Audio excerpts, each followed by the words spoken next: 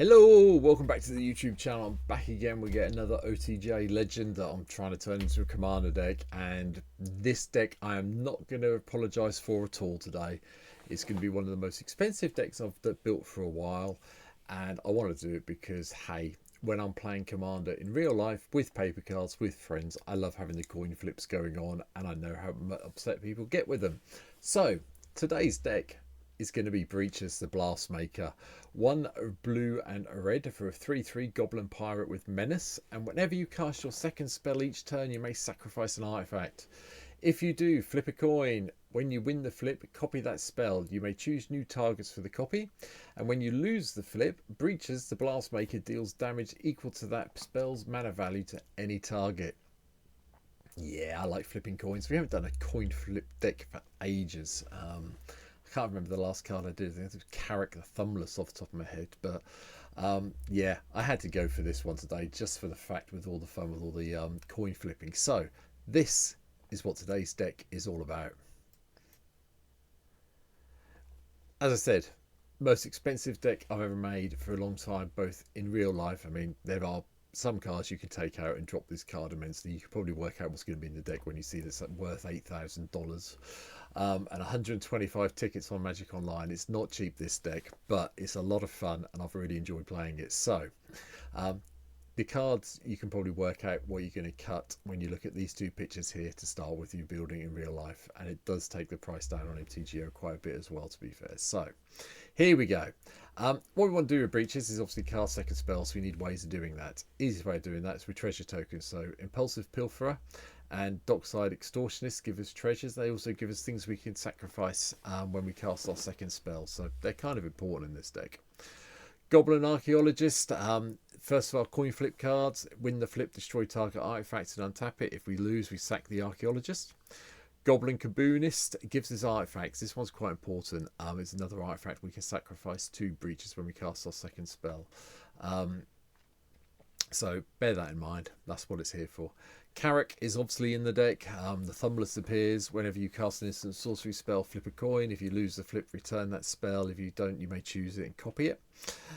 Tavern Scoundrel gives us another way of getting a load of treasures when we flip coins. When we win a coin flip, we get 2 treasures, so that's quite useful. Exhibitionist Magician just gives us a treasure or creature if we need a blocker. Mog Assassin, it gives us a way of flipping a coin to destroy a target creature, otherwise destroy target creature for that opponent's choice. It does do a lot of damage. Yusuri, Fortune's Flame, whenever it attacks, choose a number between 1 and 5. I think this was the last coin flip card we did quite a while back now. Choose a number between 1 and 5, flip that many coins. For each flip you win, we draw a card. For each flip you lose, it deals 2 damage to you. If you won 5 flips this way, you may cast spells from your hand this turn without paying their mana costs. We just go for the 5. Don't care about taking the damage. We just go for the 5. So we just want to see if we can get the Omniscience ability for 1 turn occasionally. Goblin Trap Runner attacks, flip 3 coins. For each flip we win, we get a Goblin token that's tapped and attacking. Jahira Weatherlight Captain is here because we cast a lot of historic spells, as you can imagine, with this deck. Kaplusian Minor Core, cumulative upkeep, flip a coin. When you win a flip, it deals 1 damage to target creature or player. When you lose a flip, it does 1 damage to target creature or player of an opponent's choice. Make some friends when you have this come into play, because cumulative upkeep, you don't mind about flipping the coins. Walton Sentry comes into play with flip a coin. We either get a 5/2 with haste or a 2/5 with defender. Not really bothered which one we get. They're both good in my mind.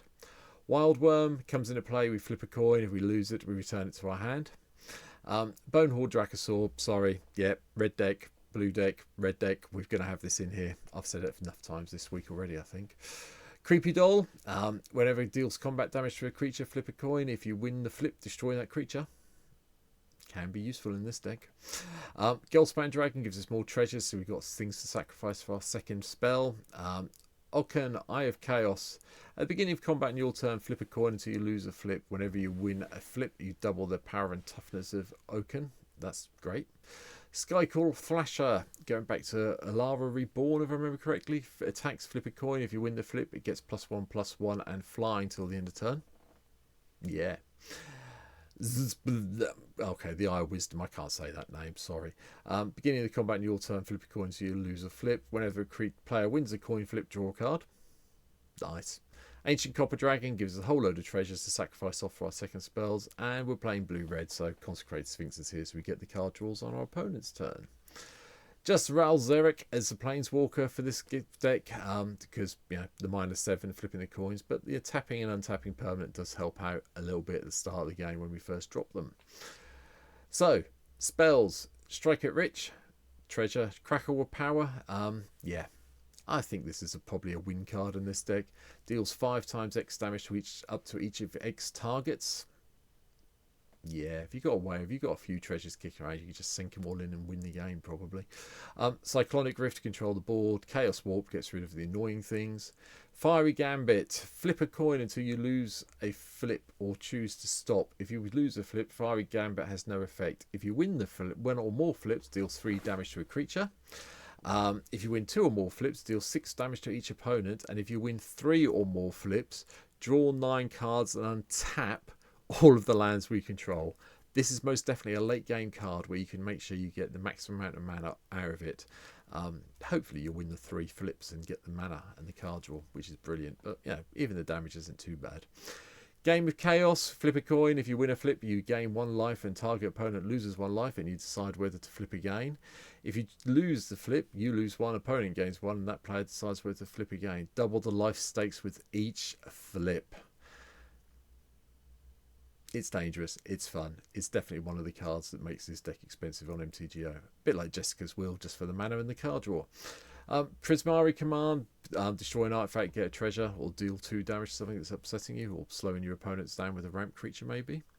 Puppet's Verdict, flip a coin. If you win the flip, destroy all creatures with power 2 or less. If you lose the flip, destroy all creatures with power 3 or greater. You want to lose it most of the time, I feel. Anyway, Squeak's Revenge. Choose a number, flip a coin that many times until you lose a flip, whichever comes first. If you win all the flips, draw 2 cards for each flip. Stitch in Time. If you win a flip, you get an extra turn. The other card that makes this deck very expensive in real life, Time Twister. Like I said, I'm not making any excuses for this today. Take it out if you're building in real life. It takes the cost down ridiculously. So, by $7,000 you can save by not playing this card in real life. A bit like Wheel of Fortune, the next card down, save yourself 300. So 2 cards drops the cost of the deck by what, $7,400 ish, which makes it a lot more bearable to a certain degree. Anyway, we'll carry on. Temporal Manipulation just gives an extra turn if we need it, and Blasphemous Act controls the board for us, along with the previous mentioned Cyclonic Rift. Again, I'm not hiding the prices now, I decided to leave them up. Jeweled Lotus comes in, you can take it out. It's here because it possibly enables turn 1 Breeches, or turn 2, pay the, well, basically you know what it does. Why am I talking about it? We all know what Jeweled Lotus does. It's just good. Mana Crypt, expensive card. Take it out if you want to, but you shouldn't lose the flips with things we've got coming up. Soul Talisman gives us a bit more ramp. Elixir of Immortality shuffles everything back in if it goes pear-shaped. Soul Ring, Arcane Signet, Fire Diamond, Izzet Signet gives us a bit more ramp. Carrick's Thumb is the card we do want to get into play because we want to try and flip 2 coins each time and win the flips that way. Ruby Medallion, Sapphire Medallion reduces the cost of everything. The Sky Diamonds here as ramp with Talisman and Creativity. Reaver Cleaver gives us treasure tokens when we deal with combat damage, so we always hopefully have something to sack to Breeches that way.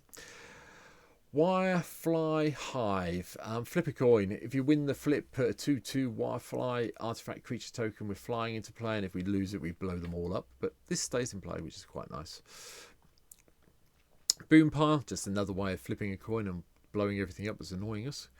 Crooked Scales, choose a target creature you control and target creature an opponent controls. Flip a coin. If you win the flip, destroy the creature the opponent controls. If you lose the flip, destroy the creature you control unless you pay 3 and reflip the coin. Dangerous way of removing things, but hey, it's coin flipping stuff. Had to have it in here. And Sorcerer's Strongbox, flip a coin. If you win the flip, sack it and draw 3. Sorry for my phone going off in the background there. Enchantments, Goblin Bomb. During your upkeep, you may choose to flip a coin. Target opponent calls heads or tails while the coin is in the air. If the flip ends up in your favour, put a fuse counter on the Goblin Bomb. Otherwise, remove a fuse counter from Goblin Bomb. Remove 5 counters. It deals 20 damage to a player. Now, I'm not sure how the interaction works with characters done with this card, but it just seems like so much fun to have this in from Weatherlight that I could not have it in. Getting the 5 fuse counters could be a lot of fun, I have to say. Playing the Chaos, beginning upkeep, lose flip a coin. If you lose, sack it. Whenever a player plays a spell, that player flips a coin. If he or she loses the flip, counter the spell. Yeah, okay, we'll cope with that. Mystic Study for the card draw. Obviously, chance encounter. Whenever you win a coin flip, put a luck counter on here, and then you have 10 or more luck counters on it, you win the game. Nice alternative win condition here. Came in from Modern Horizons 2, I think, if I remember correctly. Impulsive Maneuvers. Whenever a creature attacks, flip a coin. If you win the flip, the next time that creature would deal combat damage this turn, it deals double that damage instead. If you lose it, the next time that creature would deal combat damage this turn, prevent that damage. Dangerous one again, but good fun. Storm the Vault, just give us some treasures, hopefully.